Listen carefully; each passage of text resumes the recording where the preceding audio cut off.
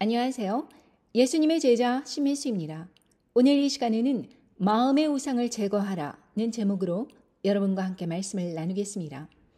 이는 첫 번째 부활과 휴거자들과 남은 자들을 위한 86번째 메시지가 되겠습니다. 먼저 기도로 시작하겠습니다. 천지를 지으신 우리 하나님 아버지, 오늘도 이렇게 말씀을 깨닫는 지혜를 주시고 함께 나눌 수 있는 소중한 기회를 주셔서 감사합니다.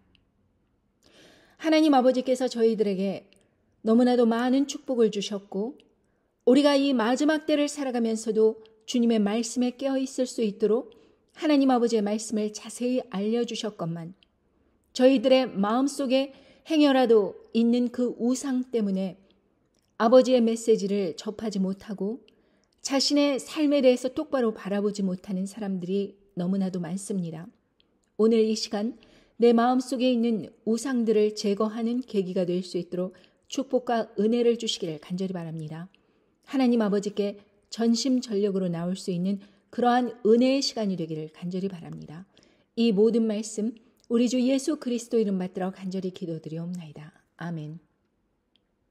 사람들은 보통 당신의 마음속에 우상이 있습니까? 이런 질문을 접하게 되면 정말 강력하게 부인을 합니다.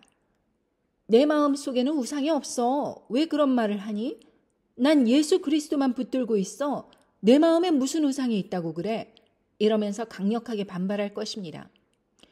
그러나 이것을 다른 의미의 질문으로 바꿔보기를 원합니다. 이렇게 묻기를 원합니다. 당신은 24시간 중에서 하나님 아버지를 생각하며 예수 그리스도의 복음을 끊임없이 생각하는 그 시간이 몇 시간이나 됩니까? 이렇게 묻기를 원합니다. 그러면은 몇 시간? 글쎄, 밥 먹을 때 기도하고 차 탈 때 기도하고 그게 전부인데 나는 그렇게 그것에 대해서 깊이 생각을 안 해보는데 이렇게 대답을 할 것입니다. 그렇다면 여러분, 이 상태는 마음의 우상이 가득 찬 상태이다. 내가 할애하는 시간, 그리고 내가 쓰는 돈, 이것이 집중된 곳에 자신의 마음이 가 있는 것입니다. 만약에 누군가가 사랑하는 사람을 사귄다고 해봅시다. 그러면 그 사람에 대해서 연애 기간 동안에는 끊임없이 생각을 합니다. 그가 웃는 모습, 그가 무엇을 했을 때 좋아할까? 내가 이런 걸 저런 걸 해주면 기뻐할까? 저번에 이런저런 이야기를 나눴는데 그 속뜻은 무엇일까? 이런 생각을 끊임없이 하지 않을까요? 그런데 우리가 하나님 아버지를 전심전력으로 말로는 따른다고 하면서 단 한 시간도 집중해서 하나님의 뜻이 오늘 내 삶에서 무엇을 전하시는가라는 것에 대해서 깊이 생각하지 않는 것입니다. 그리고 내가 어떠한 선택을 할 때 과연 어떤 선택을 하는 것이 하나님 아버지께 기쁨을 드리고 영광을 돌리는 그러한 선택이 될 것인가 라는 것에 대해서도 거의 무지하기만 합니다. 여러분, 하나님 아버지를 사랑하면서 효녀, 효자, 이 사람들이 우상이 없을까요? 효녀, 효자들이 무엇을 생각합니까? 열심히 공부를 하면 우리 어머니 아버지가 기뻐하시겠지. 내가 열심히 돈 벌어서 이렇게 용돈을 드리면 부모님이 기뻐하시겠지. 내가 이렇게 선택을 하면 부모님이 어떻게 생각하실까? 저런 선택을 하면 어떻게 생각하실까? 끊임없이 그 기준이 부모님에게로 향하고 있는 것입니다.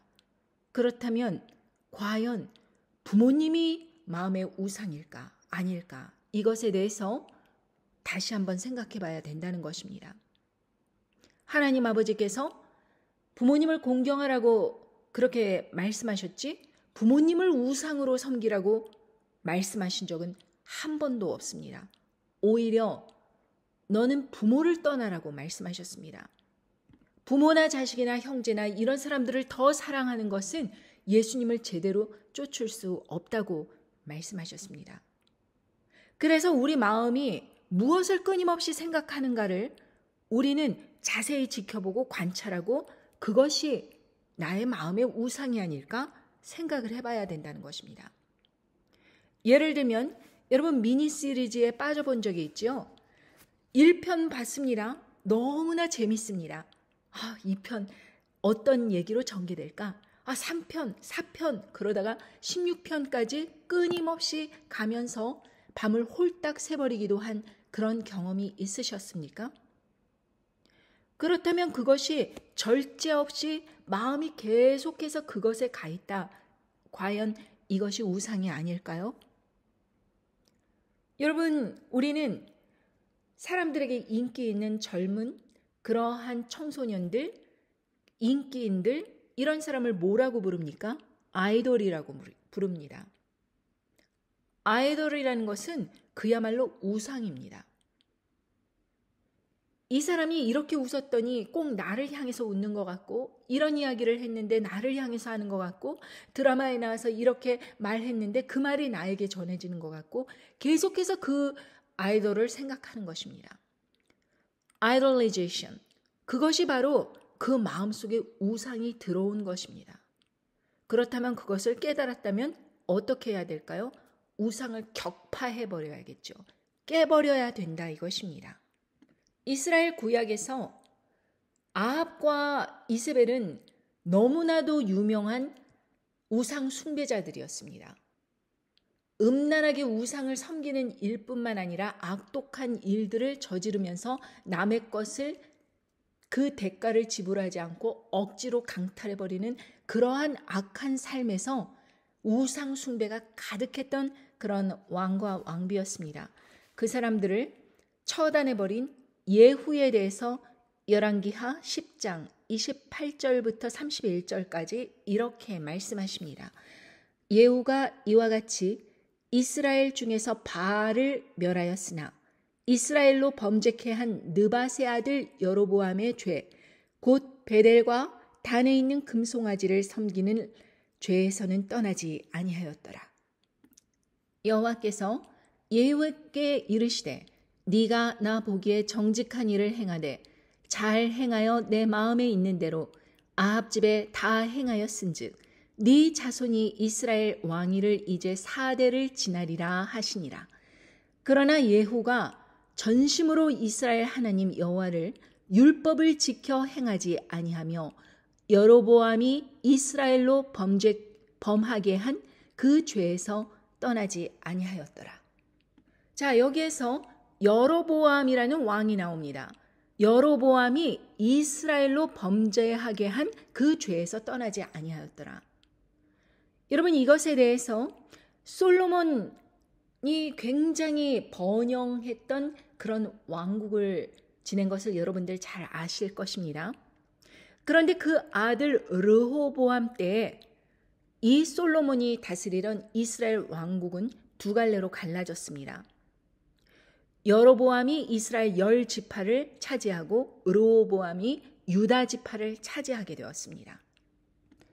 자, 열왕기상 11장 26절에 보면 솔로몬의 신복 느밧의 아들 여로보암이 또한 손을 들어 왕을 대적하였으니 저는 에브라임 족속인 스레다 사람이요 그 어미의 이름은 수로아니 과부더라. 여러분, 솔로몬 시대에는 하나님 아버지께서 많은 축복을 주셔서 정말 번성하였습니다. 그와 같이 번성했을 때가 없을 정도로 많은 부귀영화를 주셨습니다. 그랬다면 솔로몬은 어떻게 해야 됐을까요? 하나님 아버지께 영광을 돌리며 다윗과 같이 전심전력으로 하나님 아버지를 경배하며 하나님 아버지를 중심으로 마음을 가득 채웠어야 됩니다. 그런데 솔로몬은 많은 그러한 왕후들을 두었고 궁녀들을 두었습니다. 많은 이방 족속의 여인들이 자기 신들을 다 끌고 왔어요. 그러니까 솔로몬도 똑같이 그 이방 여인들을 따라서 그렇게 타락의 길을 가게 되고 우상을 자기 마음속에 들이게 되었습니다. 그랬을 때 하나님 아버지께서 그 신복 느밧의 아들 여로보암으로 하여금 이 이스라엘 10지파를 다스리게 하시고 그리고 르호보암 솔로몬의 아들에게는 유다 지파 한 지파를 주셨습니다. 그것에 대해서 이 아히야라는 선지자가 여로보암 앞에 나타나서 이같이 말합니다. 열왕기상 11장 29절에서 그 즈음에 여로보암이 예루살렘에서 나갈 때 실로 사람 선지자 아히야가 길에서 저를 만나니 아히야가 새 의복을 입었고 그 두 사람만 들에 있었더라. 아히야가 그 입은 새 옷을 잡아 12조각 찢고 여로보암에게 이르되 너는 10조각을 취하라. 이스라엘 하나님 여호와의 말씀이 내가 이 나라를 솔로몬의 손에서 찢어 빼앗아 10지파를 네게 주고 오직 내 종 다윗을 위하고 이스라엘 모든 지파 중에서 뺀 성 예루살렘을 위하여 한 지파를 솔로몬에게 주리니 이는 저희가 나를 버리고 시돈 사람의 여신 아스다돗과 모압의 신 그모스와 암몬 자손의 신 밀곰을 숭배하며 그 아비 다윗의 행함 같지 아니하여 내 길로 행치 아니하며 나 보기에 정직한 일과 나의 법도와 나의 율례를 행치 아니함이니라. 이 말씀을 전하시고 이것이 솔로몬의 귀에까지 들어가자 열왕기상 11장 40절에 보면 이러므로 솔로몬이 여로보암을 죽이려 하매 여로보암이 일어나 애굽으로 도망하여 애굽 왕 시삭에게 이르러 솔로몬의 죽기까지 애굽에 있으니라. 하나님 아버지께서는 천지를 다스리십니다. 그 마음의 중심을 보십니다. 그런데 솔로몬은 그냥 겉으로만 하나님을 그렇게 경배한다 하면서 성전까지 짓고 그렇게 뭐 하는 것처럼 보였지만 그 마음의 중심이 하나님에게서 멀어진 것입니다. 자, 그렇다면 이러한 그 선지자의 말씀을 들었을 때 솔로몬이 여로보암을 죽이려고 이렇게 쫓아갈 것이 아니라 회개했었어야 마땅합니다. 그렇지 않습니까? 자기가 그렇게 잘못해서 자기의 아들 르호보암 때는 이 나라가 다 여로보암에게 가고 자기 아들에게는 그렇게 한 지파만 준다고 하시니 빨리 자기가 회개를 해야겠구나. 이렇게 생각했었어야 된다 이것입니다. 그런데 인간적인 방법으로 여로보암을 쫓아다닌 것입니다. 죽이려고. 그런데 여로보암으로 인하여서 이 이스라엘 지파들이 솔로몬을 배신한 것이 아닙니다. 솔로몬을 떠난 그 이유, 그 아들 르호보암을 떠나서 여로보암에게 붙은 이유는 바로 그 내부적인 문제 때문에 그랬습니다. 여로보암이 반기를 들고 대적하여서 전쟁을 일으켜서 이렇게 싸운 것이 아니라 내부적인 분열 때문에 그랬다 이 말씀입니다. 열왕기상 12장 3절을 보면 이스라엘 온 회중이 르호보암에게 이렇게 이야기했다고 말씀을 전하십니다. 열왕기상 12장 4절 왕의 부친이 우리의 멍에를 무겁게 하였으나 왕은 이제 왕의 부친이 우리에게 시킨 고역과 매운 무거운 멍에를 가볍게 하소서. 그리하시면 우리가 왕을 섬기겠나이다. 르호보암이 대답하여 가로되 갔다가 3일 후에 다시 내게로 오라 하며 백성이 가니라. 백성들은 솔로몬이 그 많은 재물을 얻고자 하여 사람들에게 노역을 시키고 고된 일을 시키고 부역을 시키고 이런 모든 것들에 지친 것입니다. 그것에 대해서 그 아들이 왕이 되자 이제 그런 것 좀 중단하고 우리를 좀 가볍게 해달라. 우리의 삶이 너무 고달프다. 이렇게 전한 것입니다. 그것에 대해서 3일 후에 대답 주겠다 하고서는 노인들과 장로들과 그런 사람들과 의논을 하였습니다. 6절에서 계속해서 보면 르호보암 왕이 그 부친 솔로몬의 생전에 그 앞에 모셨던 노인들과 의논하여 가로되 너희는 어떻게 교도하여 이 백성에게 대답하게 하겠느뇨? 대답하여 가로되 왕이 만일 오늘날 이 백성의 종이 되어 저희를 섬기고 좋은 말로 대답하여 이르시면 저희가 영영이 왕의 종이 되리이다 하나 왕이 노인의 교도하는 것을 버리고 그 앞에 모셔있는 자기와 함께 자라난 소년들과 의논하여 가로되 너희는 어떻게 교도하여 이 백성에게 대답하게 하겠느뇨? 백성이 내게 말하기를 왕의 부친이 우리에게 매운 멍에를 가볍게 하라 하셨느니라.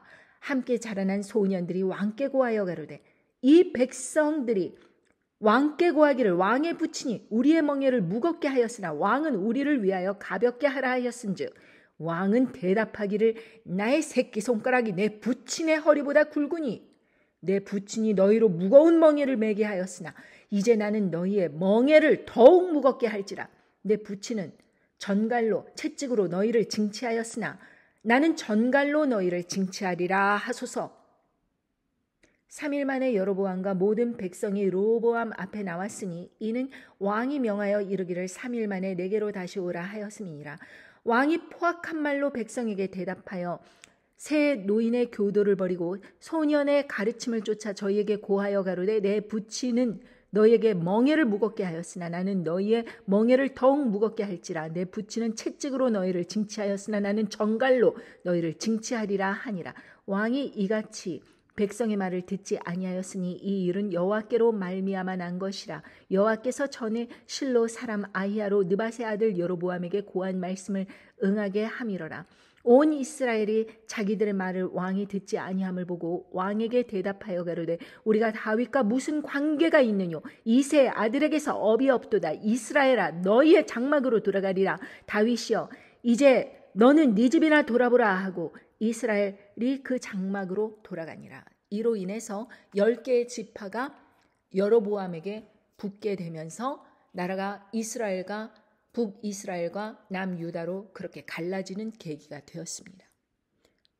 자, 여러분, 이 결국에는 모든 일들이 뭐 때문에 그러냐? 전쟁 한번 하지 않고 나라가 두 쪽으로 갈리는 이 일들이 뭐 때문에 그러느냐? 바로 모든 백성의 우상과 그 왕들의 마음에 가득한 우상들이 결국에는 이같이 분열을 조장하게 된 것입니다. 자, 그런데 참으로 기가 막히게도 그렇게 솔로몬과 르호보암의 그 실책으로 인하여서 정말 무거운 그런 짐을 백성들에게 지우고 막강한 세금을 걷어들이고 괴롭히고 부역을 시키고 이 모든 피곤함으로 인하여서 백성들의 원망이 잦아지게 되어서 결국에는 나라가 두 쪽으로 갈리게 됐다 이것입니다. 그런데 결국 아히야를 통해서 선지자로 통해서 여로보암에게 분명히 먼저 말씀해 주셨습니다. 백성들이 이렇게 하는 게 자기들이 하는 것 같지만 결국에는 그 이면에는 하나님의 뜻이 계시다. 선지자의 말씀을 통하여서 하나님께서 이같이 악한 마음을 서로에게 주시고 분열하게 하고 불행하게 하고 이 모든 파멸을 이루게 하고 하는 것이 하나님의 말씀을 쫓지 않고 우상을 그렇게 끌어들인 죄이다 라는 것을 여로보암은 분명히 목격을 했습니다. 왜냐하면 자기가 그들의 그 우상 숭배로 인하여서 어부지리식으로 자기가 왕이 된 거잖아요. 그러면은 여러분이 여로보암이라면 어떻게 하겠습니까?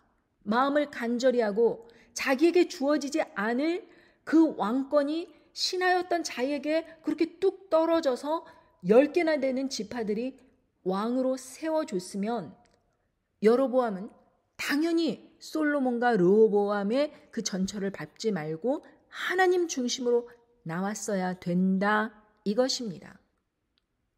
그런데 여로보암이 하나님의 마음을 가장 근심시켜드리고 그 같은 배도를 한 왕이 없었습니다. 그래서 많은 왕종에서도 아까도 말씀드렸지만 열왕기하 10장 31절에 보면 다시 말씀드리겠습니다. 열왕기하 10장 29절에서 아까 봉독해드린 말씀에 의하면 이스라엘로 범죄케 한 느밧의 아들 여로보암의 죄, 곧 베델과 단에 있는 금송아지를 섬기는 죄에서 떠나지 아니하였더라. 누가? 예후가. 이때부터 예후 시대과는 굉장히 많은 시간차가 있었음에도 불구하고 계속해서 성경 구약에서는 대표적인 인물로 느밧의 아들 여로보암, 느밧의 아들 여로보암 계속해서 나오는 것입니다. 자, 그렇다면 우리는 과연 느밧의 아들 여로보암이 도대체 어떻게 우상 숭배를 하여서 하나님의 이 같은 은혜를 배도하고 악한 길로 접어들었는지 한번 들여다봐야 되겠습니다. 열왕기상 12장 25절에서 보면 열왕기상 12장 25절 여로보암이 에브라임 산지에 세겜을 건축하고 거기서 살며 또 거기서 나가서 분우엘을 건축하고 그 마음에 스스로 이르기를 나라가 이제 다윗의 집으로 돌아가리로라. 만일 이 백성이 예루살렘에 있는 여호와의 전에 제사를 드리고자 하여 올라가면 이 백성의 마음이 유다 왕된 그주 르호보암에게로 돌아가서 나를 죽이고 유다 왕 르호보암에게로 돌아가리로다 하고 이에 계획하고 두 금송아지를 만들고 무리에게 말하기를 너희가 다시는 예루살렘에 올라갈 것이 없도다. 이스라엘아 이는 너희를 애굽 땅에서 인도하여 올린 너희 신이라 하고 하나는 베델에 두고 하나는 단에 둔지라. 이 일이 죄가 되었으니 이는 백성들이 단까지 가서 그 하나에게 숭배함이로라. 저가 또 산당들을 짓고 레위 자손 아닌 보통 백성으로 제사장을 삼고 8월 곧 그 달 15일로 절기를 정하여 유다의 절기와 비슷하게 하고 단에 올라가되 베델에서 그와 같이 행하여 그 만든 송아지에게 제사를 드렸으며 그 지은 산당의 제사장은 베델에서 세웠더라. 저가 자기 마음대로 정한 달 곧 8월 15일로 정하여 이스라엘의 자손을 위하여 절기로 정하고 베델에 쌓은 단에 올라가서 분향하였더라. 자, 여러분, 이것을 제가 여러분들에게 좀 시각화하여 그 여로보암의 심리적 상태가 무엇인가를 여러분들에게 말씀드리고자 합니다. 자, 여로보암은 그렇게 백성들이 솔로몬의 아들 르호보암이 강팍하게 이야기를 하는 거로 쟤 뭐래니? 저게 왕이야? 우리에게 이렇게 힘들게만 하는 게 왕이야? 다윗 때서부터 솔로몬, 르호보암까지 우리가 왜 이런 고초를 당해야 되느냐고 그러면서 다윗을 생각하여서 왕으로 삼았던 솔로몬, 그리고 솔로몬을 생각해서 르호보암을 왕으로 생각해서 계승된 이 모든 것을 저버리고 여로보암에게 붙게 되었습니다. 자, 여로보암은 생각을 한 것입니다. 남유다에 예루살렘이 있어요. 그러면 사람들이 이제 절기가 가까워져 오면 예루살렘으로 올라가서 하나님께 예배를 드릴 거 아닙니까? 그럼 여로보암이 생각하기에 저러다가 솔로몬의 아들 르호보암이 정통성이 있다고 또 나한테 붙었던 이 지파들 사람들이 전부 르호보암으로 가갖고 그 사람을 왕으로 섬기면 어떡하지? 그렇다면 자기에게 주어진 그 모든 그런 혜택, 왕권, 그리고 엄청난 막강한 권력 이런 게 모두 날아가는 거 아니야? 이렇게 생각을 한 것입니다. 그러니까 하나님을 계속해서 이스라엘 백성들이 하나님 유일신으로 그렇게 섬기게 된다면 자기의 왕권이 흔들린다고 생각한 거예요. 자기를 왕으로 세워주신 분은 바로 하나님 아버지신데 본인은 자기 스스로의 꾀에 속아서 하나님을 빨리 떠나야 돼. 그래야지 자기의 왕권이 더 굳건히 서는 거야. 이렇게 역으로 생각해버리는 것입니다. 그래서 송아지 2마리를 만들었어요. 금송아지를. 그리고 하나는 베델에 두고 하나는 단에 두었습니다. 그러니까 사람들 멀리까지 가지 마. 이 안에서 해결해. 베델과 단에 너희들 제사할 금송아지 있잖아. 이스라엘 백성이 이 금송아지 때문에 그 애굽 땅에서 그렇게 니네가 탈출해서 여기까지 온 거야. 그러니까 이게 신이라고 그렇게 사람들을 미혹하면서 베델과 단의 그 2 금송아지 상을 섬기라고 그렇게 지시를 한 것입니다. 그러니 이 사람 배도로 인해서 혼자만 나자빠진 것이 아니라 온 이스라엘 회중이 다 배도를 하게 되는 그러한 참담한 상황이 벌어진 것입니다. 그래서 결국에는 열왕기상 13장 하나님의 사람이 이렇게 말씀하십니다. 1절 때 하나님의 사람이 여호와의 말씀으로 인하여 유다에서부터 베델에 이르니 마침 여로보암이 단 곁에 서서 분향하는지라. 하나님의 사람이 단을 향하여 여호와의 말씀으로 외쳐가로되 단아 단아 여호와께서 말씀하시기를 다윗의 집에 요시아라 이름하는 아들을 낳으리니 저가 네 위에 분향하는 산당 제사장을 네 위에 제사할 것이요 또 사람의 뼈를 네 위에 사르리라 하셨느니라 하고 그날에 저가 예조를 들어 가로되 이는 여호와의 말씀하신 예조라 단이 갈라지고 그 위에 있는 재가 쏟아지리라 하매 여로보암이 왕이 하나님의 사람의 베델에 있는 단을 향하여 외쳐 말함을 들을 때 단에서 손을 펴며 저를 잡으라 하더라. 저를 향하여 편 손이 말라 다시 거두지 못하며 하나님의 사람의 여호와의 말씀으로 보인 예조대로 단이 갈라지며 재가 단에서 쏟아진지라. 여러분, 이 말씀은 바로 하나님 아버지께서 이 여로보암의 그 악행에 대해서 우상 숭배에 대해서 이제 그 제사장들이 네 위에 제사할 것이다. 또 사람의 뼈를 네 위에 사르리라. 완전히 저주 가운데 극한 저주를 하신 것입니다. 바로 이 말씀을 그렇게 전하고 나서 14장 열왕기상 14장에 보면 그때 여로보암의 아들 아비야가 병든지라. 이제 본격적으로 하나님의 말씀대로 그 온 회중에 임할 그 저주가 일어나기 시작하는 것입니다. 계속해서 열왕기상 14장 2절부터 여로보암이 그 아내에게 이르되 청컨대 일어나 변장하여 사람으로 그대가 여로보암의 아내임을 알지 못하게 하고 실로로 가라. 거기 선지자 아히야가 있나니 저는 이전에 내가 이 백성의 왕이 될 것을 내게 고한 사람이라.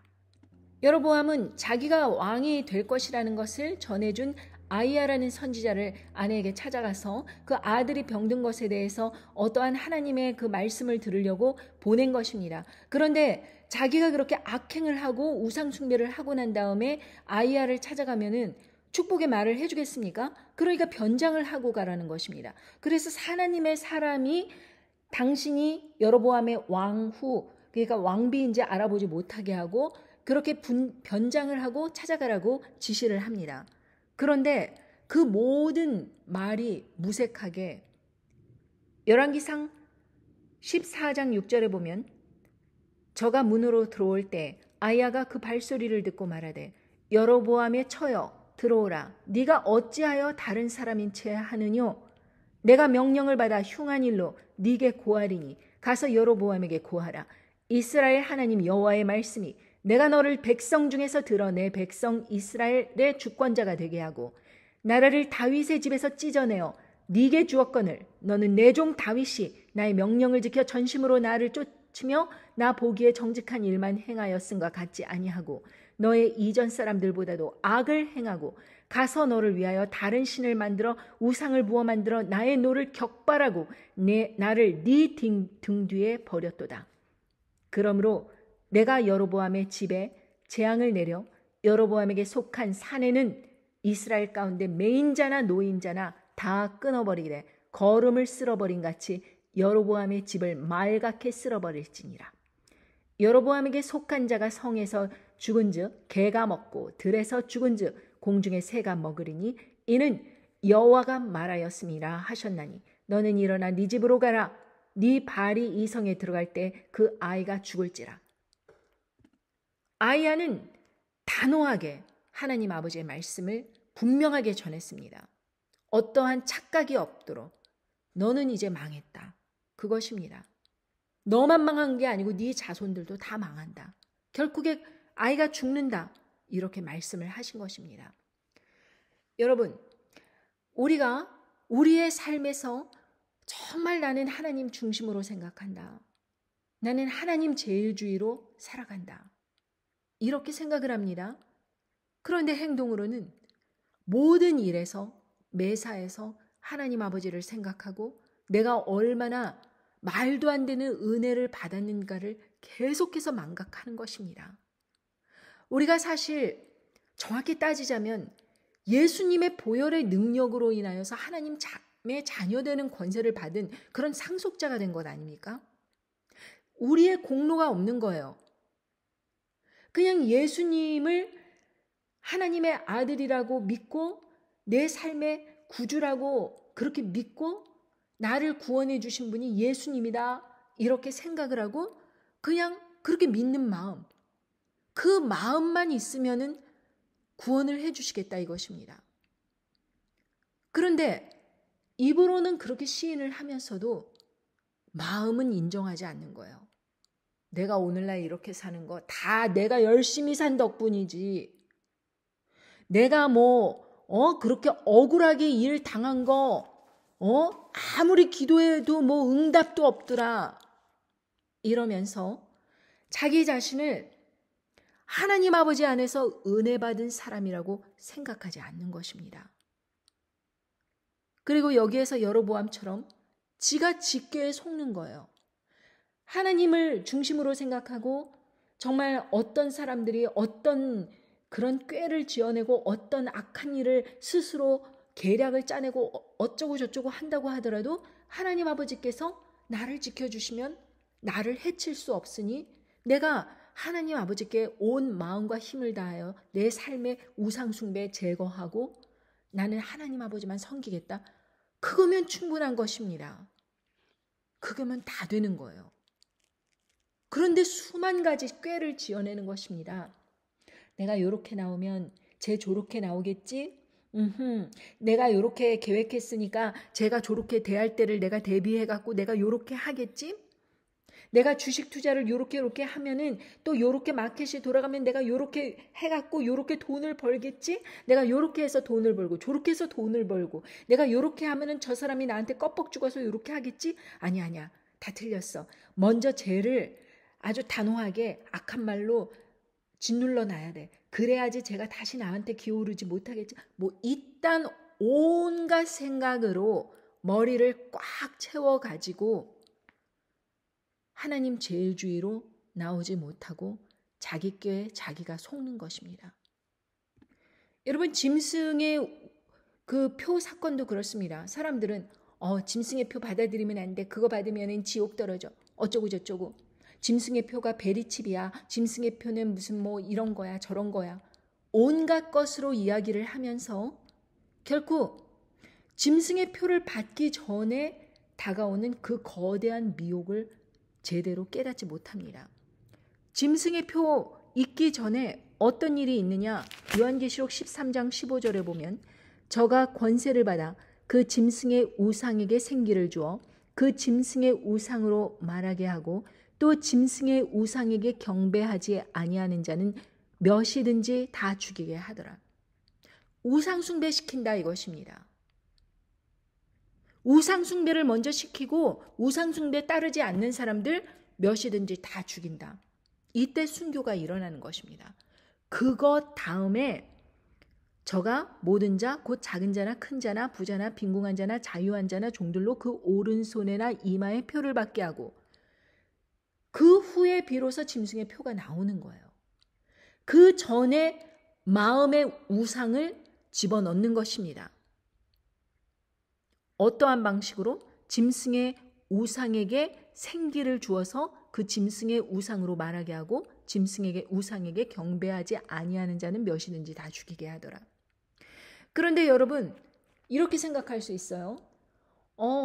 천왕 숭배 그때처럼 이렇게 사진에다 천왕의 그 사진에다가 막 절하라 그러면 나 하지 말아야지. 그 우상 숭배야. 그거 너무 쉬워. 하지 말아야지. 나 다 알고 있어. 과연 여러분 똑같은 시험으로 그렇게 똑같은 절차를 거쳐올까요? 사단도 진화합니다. 여기에서 보면 그 전절 14절에 보면 짐승 앞에서 받은 바 이적을 행함으로 땅에 거하는 자들을 미혹하며 땅에 거하는 자들에게 이르기를 칼에 상하였다가 살아난 짐승을 위하여 우상을 만들라 하더라. 이렇게 나와 있습니다. 여러분 먼저 이적을 막 어마어마한 이적을 행하면서 사람들을 미혹한다 그래요.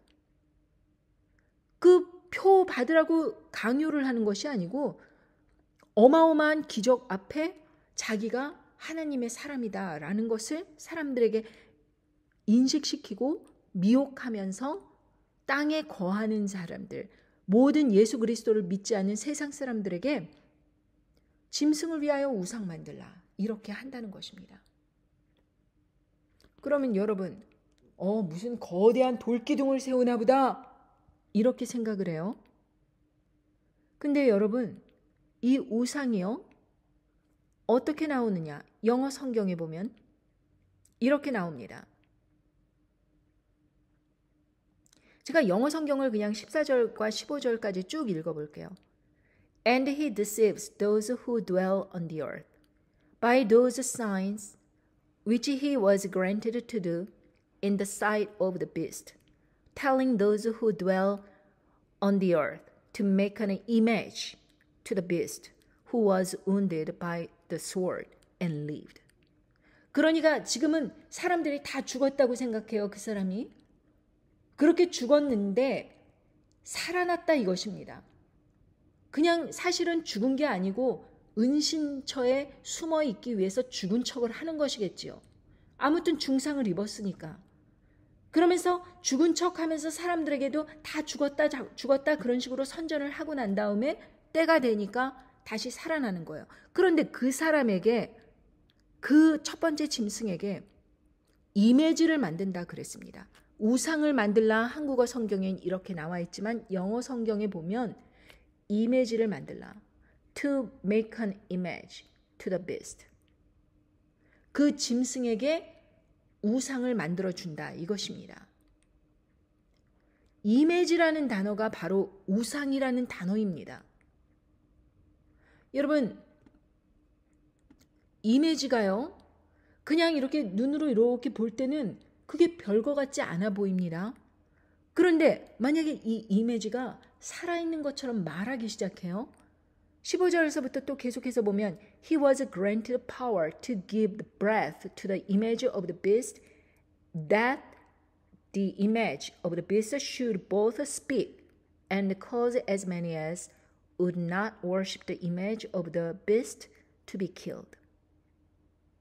자, 차근차근 문법적으로 한번 여러분들에게 말씀해 보겠습니다. 이 두 번째 짐승이 이제 힘을 부여받은 거예요.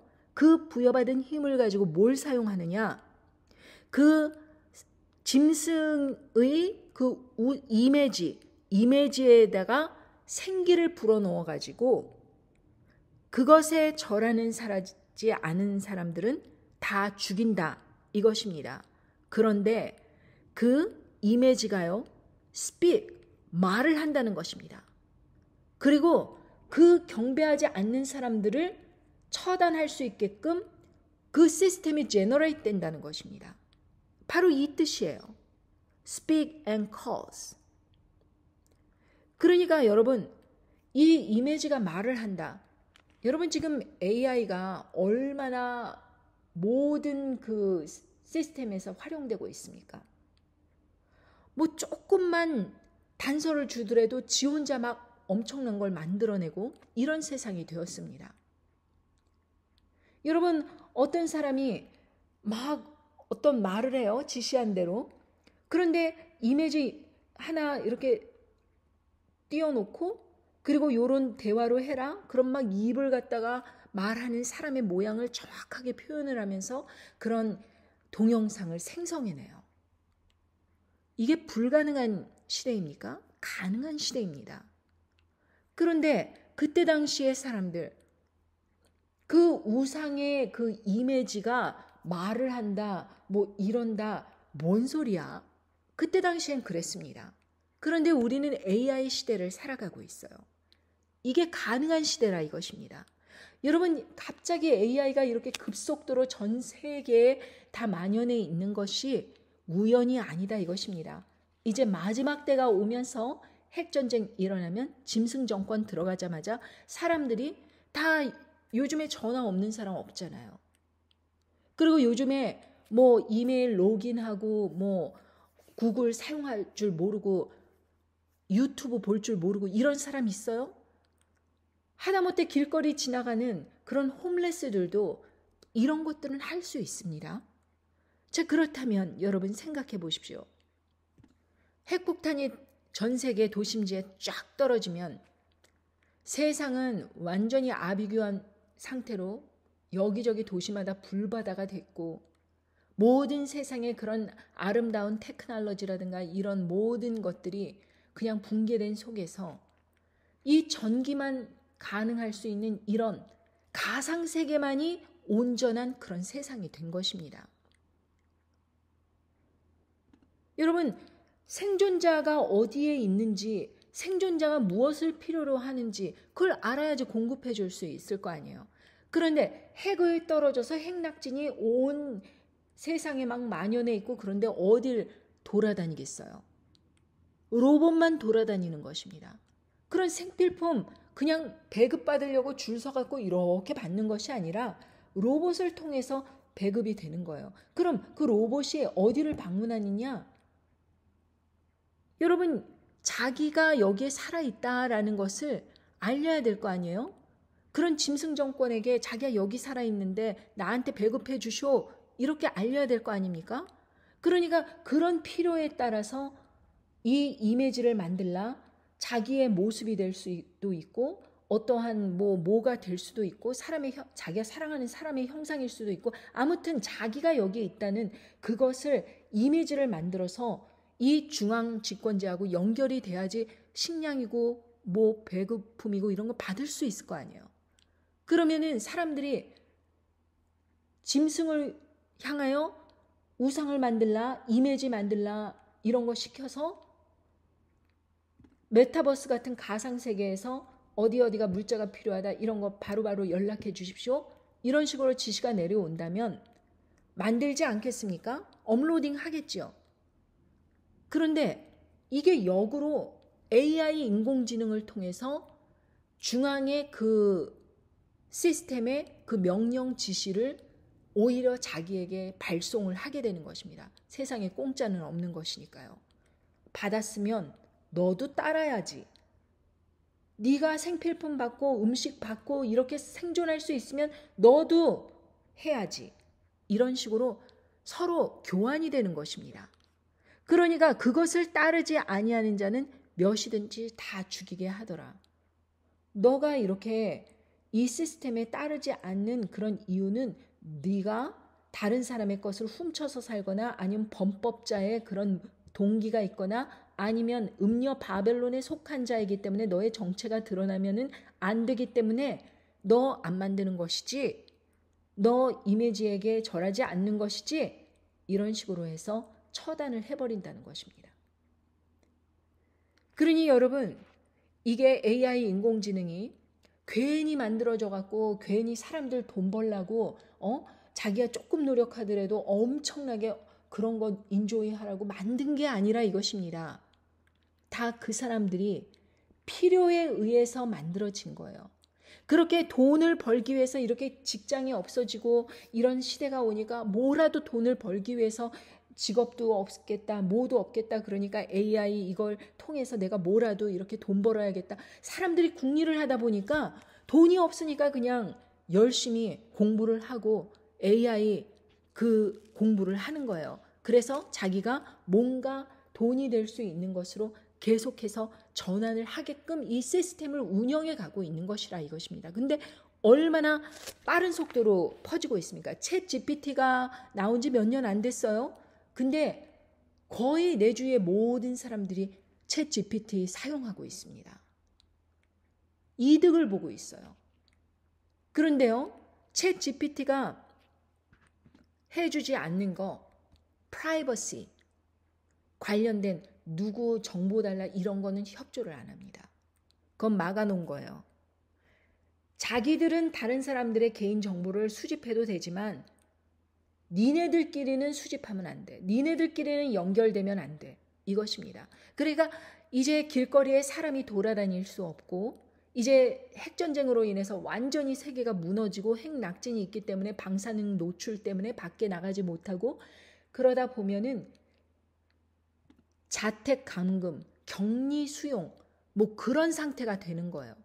이웃들 간의 소통도 다 없어진 것입니다. 그러면은 자기가 유일하게 이 먹고 살 수 있는 길을 해결하는 길은 이 짐승 정권하고 연결되는 수밖에 없다 이렇게 판단을 하는 것입니다. 그러니까 땅에 사는 사람들은 이 사람들의 말을 따른다. 그러나 우리처럼 하나님 아버지의 말씀대로 이 때가 올 줄을 알고 대비하고 마음의 각오를 하고 이런 사람들은 협력을 안 하겠지요.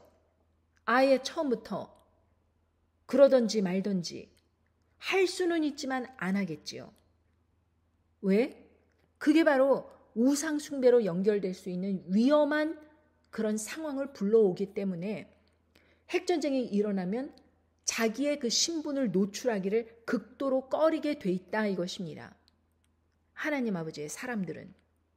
그런데 하나님의 사람들이 아닌 사람들은 나 여기 있으니까 살려주시오 열심히 SOS를 보내겠지요. 그렇지 않습니까? 그러니까 이때에 하나님의 사람이냐 아니냐가 드러나는 것입니다. 그래서 그렇게 드러난 와중에 그래도 물물교환을 하는 그런 암시장이 있을까봐 이제 모든 사람들에게 신원 보증으로 표를 주기 시작하는 것입니다. 오른손에나 이마, 신체 부위에다가 낙인을 찍어버리는 것입니다. 그래서 하나님의 영적인 그런 의미로서는 하나님 앞에서 이 사람이 이제는 사단에 속한 사람이니 하나님이 데려갈 수 없습니다 라고 마치 말 주인이나 소 주인들이 이 도장을 찍듯이 소유권을 신체 부위에다 찍는 거예요. 그게 바로 짐승의 표라 그것입니다. 그것이 바로 첫 번째 짐승의 이름이 될 수 있고 그 짐승의 이름의 수 666이 될 수 있다 이것입니다. 그러니까 이 666이라는 숫자는 이 첫 번째 짐승의 이름이 게마트리아 수비학으로 넣어보면은 666이 나오기 때문에 바로 그 자가 첫 번째 짐승이다라고 알려주시기 위해서 666을 넣으신 것이지 이 666 자체가 무슨 힘이 있는 그러한 것이 아니다 이것입니다. 하나님 아버지께서 힌트를 그 사람의 수를 세어보라. 여기 뭐라 그러냐면은 18절에 보면 지혜가 여기 있으니 총명 있는 자는 그 짐승의 수를 세어보라. 그 수는 사람의 수니 666이니라. 그 짐승의 수, 짐승의 이름의 수, 그 수를 세어보래요. 왜냐하면 그 17절에 보면 이 표는 곧 짐승의 이름이나 그 이름의 수라. 그러니까 그 짐승의 이름의 숫자 게마트리아 수비학이 666이 나온다는 것입니다. 사람들이 저 사람 적그리스도다 그러면 저 사람 적그리스도인가 봐 이렇게 하는 것이 아니고 그 사람의 이름을 게마트리아 수비학으로 딱 넣었을 때 666이 나와야 된다는 거예요. 근데 지금 죽었다 하는 그 교황의 이름이 바로 666이 나와요. 자, 그렇다면 그건 무슨 의미입니까? 여러분께서 이 생각이라는 것을 하시게 되면요. 하나님 아버지께서 얼마나 구약과 신약을 통해서 우상 자체를 시기하고 미워하고 막 이 우상 때문에 하나님께서 세민하셔서 이런 차원이 아니라 이 우상 숭배라는 것이 곧 사단의 그 표를 받게 되는 사람을 죽이는 핵심적인 통로라 이것입니다. 우상 숭배를 통해서 모든 죄악들이 들어오는 거예요. 우상 숭배를 통해서. 여러분, 내가 마음속에 하나님보다 더 사랑하는 사람이 있습니까? 그 사람이 우상인 거예요. 제가 어떤 분을 정말 오랫동안 지켜보았는데 그분의 가족분들도 알고 다 알아요.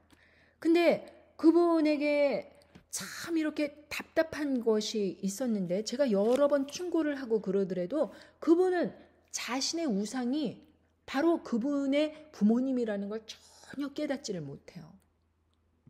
그분은 심지어 젊은 시절에 자기가 무슨 돈만 벌기만 하면 다 어머니를 갖다 드려요. 그리고 결혼을 해서도 그 타주에 살고 있는데 그 일주일에 2-3번을 매일 찾아가요. 그래갖고 그냥 식사 같이 하고 그러면서 얘기 들어드리고 아내가 임신하고 출산하고 이 힘든 과정을 겪으면서도 계속해서 그런 습관을 유지하는 거예요. 옆에서 보기에 참으로 안타깝습니다. 왜냐하면은 제가 그분의 이제 이야기를 들어서 아는데 그 어머니가요. 아들의 생일도 기억을 못해요. 이 아들이 막내 아들인데 첫째나 이제 둘째 그 형제들은 생일뿐만 아니라 중년의 나이가 되어서도 생일 잔치를 막 해주면서 친구들까지 초대하라 그러면서 막 음식을 하고 이래요.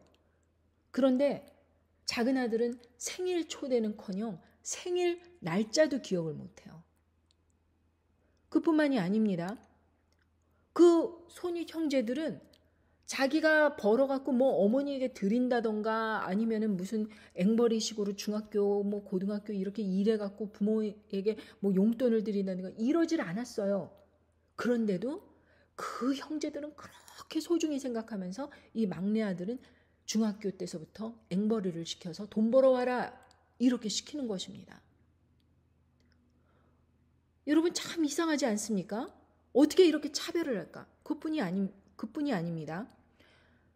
그 두 형제, 손이 형제들에게는 재산을 다 주고 그리고 심지어 큰아들에게는 사업체까지 이렇게 줘서 중년 나이에 그냥 은퇴를 해버리고 편안하게 그냥 놀고 먹고 살더라도 그럴 정도의 부를 이제 물려줬어요. 근데 작은 아들은 그렇게 용돈 드리고 그러다가 실업 위기가 와갖고 실직했는데 오히려 그 놀고 있는 그 아들이 불쌍하다고 하는 것입니다. 힘들게 돈 벌어서 이렇게 힘들게 산다고. 그 막내 아들은 불쌍하지 않느냐. 이렇게 실직 위기에 놓여서 불쌍하지 않느냐. 그랬더니 뭐가 불쌍하냐요. 안 불쌍하다는 것입니다. 그래서 제가 이렇게 그 모자 관계를 유심히 이렇게 객관적으로 볼 때 그 아버님이 좀 한량이셨어요. 바람기도 많으시고. 그래서 저는 그 생각을 했습니다. 혹시 그 바람 펴서 데려온 사람의 자식을 그렇게 키워주는 그런 거 아닌가. 그래서 그냥 형제들과 차별을 하더라도 얘는 그렇게 대우받아서 마땅하네. 왜냐하면 내 자식이 아니잖아. 이렇게 생각하는 거 아닌가? 라는 생각을 했습니다. 그리고 참 신빙성이 있는 게 보통 내가 그렇게 10달 동안 배에다가 임신을 하고 있으면 날짜를 손꼽아 기다리잖아요. 저도 두 아이를 낳아서 하는데 그러면은 그 태어난 날짜 어느 때가 될 것이라는 것을 눈 빠지게 기다리고 있다가 그날에 태어난다 혹은 뭐 유도분만을 하네 무슨 뭐 제왕절개를 하네 아니면은 조금 더 기다려보자고 뭐 이런 얘기로 온갖 그 스트레스를 받고 이제 이럴 때가 있기 때문에 어머니는 그 아이의 태어난 날을 모를 수가 없는 거예요. 그리고 무엇보다 내 배가 아프고 얼마나 몸에 데미지를 입고 그 고통을 참고 땀나고 막 이런 날짜를 어떻게 잊어버릴 수 있느냐 이것입니다.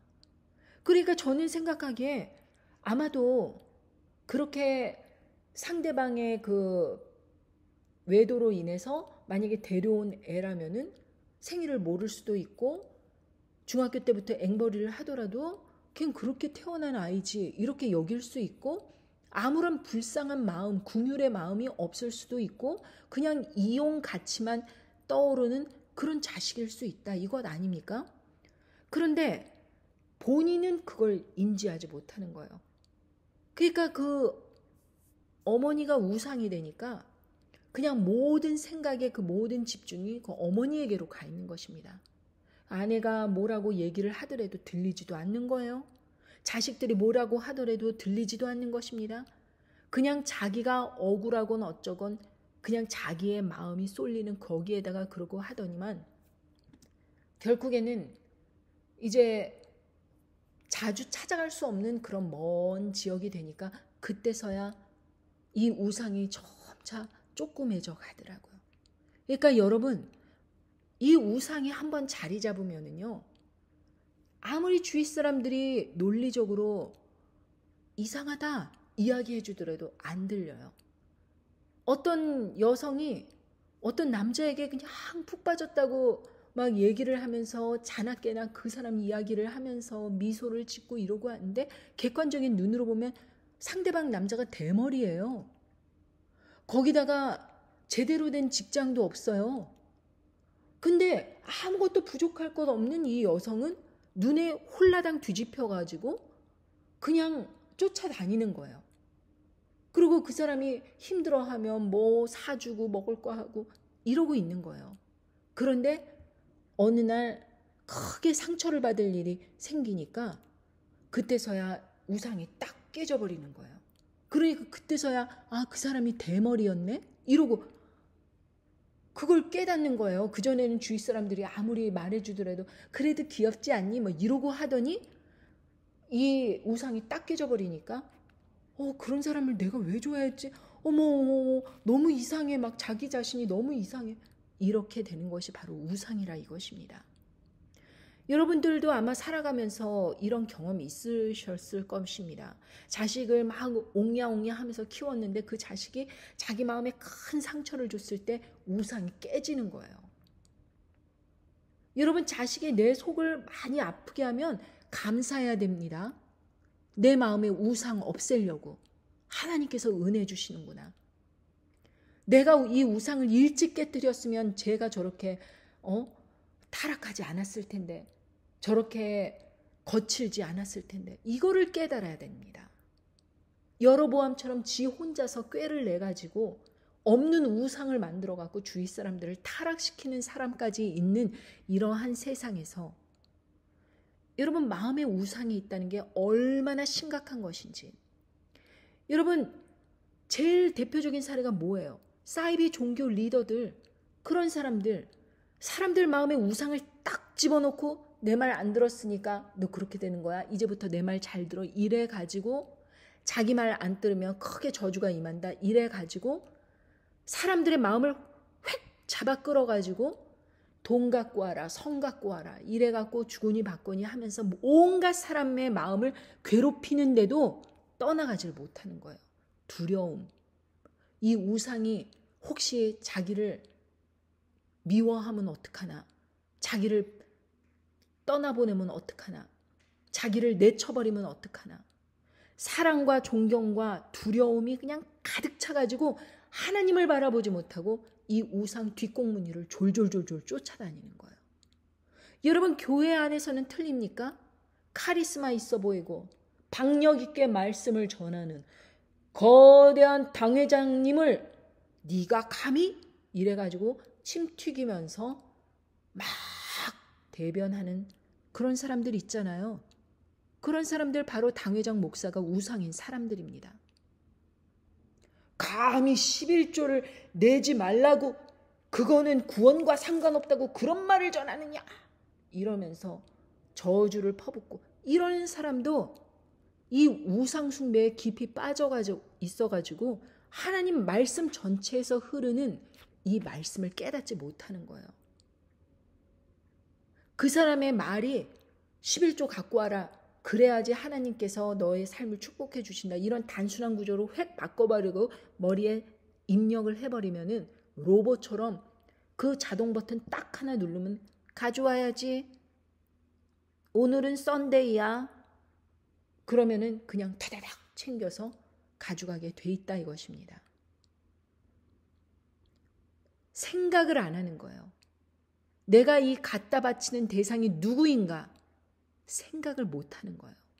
내가 과연 하나님 마음을 기쁘시게 해드리며 사는 사람인가 생각을 못 하는 거예요.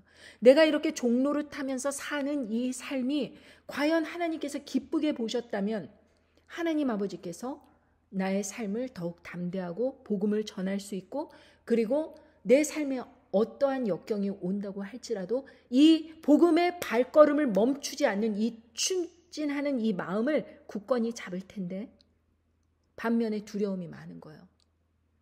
내가 혹시 이렇게 하면, 혹시 저렇게 하면 하나님께서 나를 미워하시지 않을까, 나를 치시지 않을까, 이러한 두려움이 가득히 있는 것입니다. 하나님 아버지께서 하나님 아버지의 말씀을 계속 상고하고 무엇이 옳은가, 무엇이 그른가, 이것을 끊임없이 생각하는 그 사람을 왜 공연히 미워하시겠습니까? 내 삶에 어려움이 있다는 것은 분명히 그 우상을 깨트리고 나오라는 하나님의 강력한 메시지임에도 불구하고 솔로몬 같이 지혜로운 사람도 아이야 선지자의 말씀을 듣고 회개하면서 나오는 것이 아니라 10개 지파를 르호보암 내 신하가 가져간다고 신하만 쫓아다녀서 죽이려고 하는 거예요. 우상 숭배가 머릿속에 가득히 있기 때문에 문제만 제거하면 문제 해결이 된다고 생각하는 것입니다. 그 문제를 주신 하나님 아버지의 마음을 생각지 못하는 거예요. 회개하지 못하는 것입니다. 말년에라도 그 모든 산당들, 그런 악한 일들, 열왕기상 11장 33절에 쫙 말씀해 주시지 않았습니까? 이는 저희가 나를 버리고 시돈 사람의 여신 아스다롯과 모압의 신 그모스와 암몬 자손의 신 밀곰을 숭배하며 그 아비 다윗의 행함과 같지 아니하여 내 길로 행치 아니하며 나 보기에 정직한 일과 나의 법도와 나의 율례를 행치 아니함이니라. 우상이 한 개만 들어있는 게 아니에요. 여기저기 효력 있다는 건 다 끌어들여가지고, 그러니까 솔로몬처럼 재물이 번성하니까 솔로몬은 이래도 되나 보다, 이래도 축복받는가 보다, 이런 우상 끌어들이고 재미나게 이렇게 했더니 부가 점점 더 있네. 여러분, 그렇게 아무 문제 없이 태평성대한 인생은 축복이 아닙니다. 하나님의 축복은 하나님께서 간섭하시는 삶이에요. 회개하라. 너 이런데도 네 문제 깨닫지 못하겠니? 집중하라. 내 말씀에 집중해. 너 죽고 사는 문제야. 사람들에게 죽고 사는 문제 전하는 거야. 여러분, 아까 여로보암에게 담대하게 여호와의 말씀으로 외쳐가로되 다나 여호와께서 말씀하시기를 다윗의 집에 요시아라 이름하는 아들을 낳으리니 저가 네 위에 분향하는 산당을 제사장을 네 위에 제사할 것이요 또 사람의 뼈를 네 위에 사르리라 하셨느니라. 이렇게 담대하게 전했던 그 사람에게 왕이 이렇게 회유했습니다. 열왕기상 13장 7절에 보면 왕이 하나님의 사람에게 이르되 나와 함께 집에 가서 몸을 쉬라. 내가 네게 예물을 주리라. 하나님의 사람이 왕께 대답하되 왕께서 왕의 집 절반으로 내게 준다 할지라도 나는 왕과 함께 들어가지도 아니하고 이곳에서 떡도 먹지 아니하고 물도 마시지 아니하리니 이는 곧 여호와의 말씀이 내게 명하여 이르시기를 떡도 먹지 말며 물도 마시지 말고 왔던 길로 도로 가지도 말라 하셨음이니라 하고 이에 다른 길로 가고 자기가 베델에 오던 길로 쫓아 돌아가지 아니하니라. 이렇게 담대하게 왕의 그 제안을 거절하였습니다. 뭐 떡 먹지 않고 물 먹지 않고 그냥 바로 가겠다. 단칼에 쳐버리는 것입니다. 하나님 아버지의 말씀을 그같이 순종하면서 담대하게 말씀을 전했습니다. 그런데요, 문제는 이 돌아오는 그 길에서 11절에 다음 절에 베델에 한 늙은 선지자가 살더니 그 아들들이 와서 이날에 하나님의 사람이 베델에서 행한 모든 일을 저에게 고하고 또 그가 왕에게 고한 말씀도 저희가 그 아비에게 고한지라. 그러니까 그 아비가 그 사람이 어디로 가더냐? 그러더니 그 하나님의 사람의 간 길을 이리 갔다 이렇게 알려주니까 마귀의 안장을 지우라 하면서 막 쫓아가면서 하나님의 사람의 뒤를 쫓아가서 이제 같이 떡과 함께 우리 좀 쉬자 이렇게 제안을 한 것입니다. 그랬더니 아까와 같이 나는 그대와 함께 돌아가지도 못하겠고 그대와 함께 들어가지도 못하겠으며 내가 이곳에서 그대와 함께 떡도 먹지 않고 물도 마시지 아니하리니 이는 여호와의 말씀이 내게 이르시기를 그렇게 말씀하셨다 이렇게 얘기를 해줬습니다. 그랬더니 18절에 보면은 저가 그 사람에게 이르되 나도 그대와 같은 선지자라 천사가 여호와의 말씀으로 내게 이르시기를 그를 네 집으로 데리고 돌아가서 그에게 떡을 먹이고 물을 마시우라 하였으니라 하니 이는 그 사람을 속임이라. 하나님께서 말씀하시지도 않고 천사가 말하지도 않았는데 지가 그렇게 말을 만든 거예요. 왜 이 베델에 사는 늙은 선지자는 왜 이같이 하였냐? 자기는 그렇게 베델에서 왕 측근에서 이렇게 섬긴답시고 이렇게 했는데 바른 직언을 한 번도 못한 거예요. 그러니까 이 사람이 담대하게 그렇게 말씀을 전하는 걸 보고 같이 교제하고 싶었던 것입니다. 나랑 친하게 지내라. 떡도 마시고 물도 마시고 좀 쉬었다가 이렇게 속이는 것이죠. 같은 동족끼리, 같은 선지자끼리 속이는 것입니다. 속았을까요? 네, 속았습니다. 이에 그 사람이 저와 함께 돌아가서 그 집에 떡을 먹으며 물을 마시니라. 결과는요. 열왕기상 13장 24절에 이에 그 사람이 가더니 사자가 길에서 저를 만나 죽임에 그 시체가 길에 버린 바 되니 나귀는 그 곁에 섰고 사자도 그 시체 곁에 섰더라. 그냥 돌아가는 길에 죽어버린 거예요. 하나님 아버지의 말씀을 전한다. 담대하게 전한다. 중요합니다. 그런데 우리가 하나님 아버지의 말씀을 세상 사람들에게 전할 때에 주의해야 될 것이 있습니다. 하나님께서 교제하지 말라. 이 사역에 먹고 마시고 돈 끌어들이고 이런 일 하지 말라. 급박하게 하라. 이렇게 말씀하셨으면은 집중해야 되는 거예요.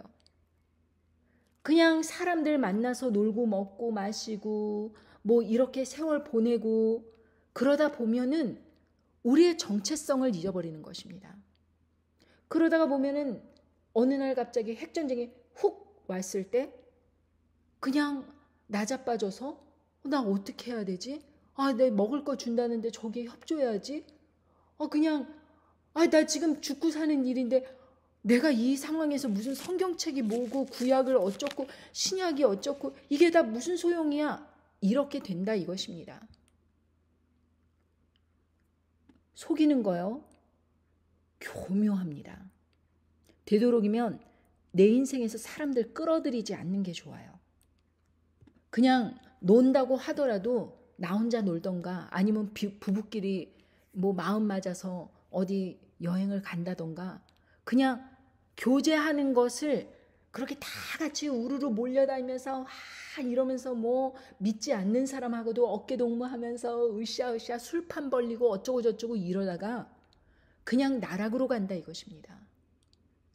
우상 숭배를 하게끔 사단 마귀는 끊임없이 여러 가지 정보로 여러 가지 유용한 정보로 우리들의 삶을 뒤흔들고 있는 거예요.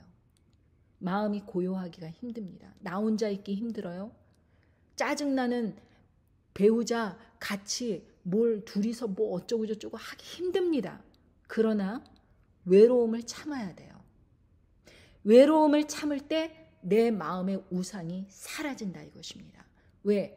그 사라진 우상이 떠나가면 그 안에 성령님께서 오롯이 자리를 잡고 내 삶을 움직이실 수가 있는 것입니다. 그런데 온갖 복잡한 우상, 사람들, 인간관계, 뭐 여기저기서 먹자, 뭐 교회 안에서 뭐 어쩌고 저쩌고 이런 일 저런 일 분주하게 선지자가 선지자를 속였어요.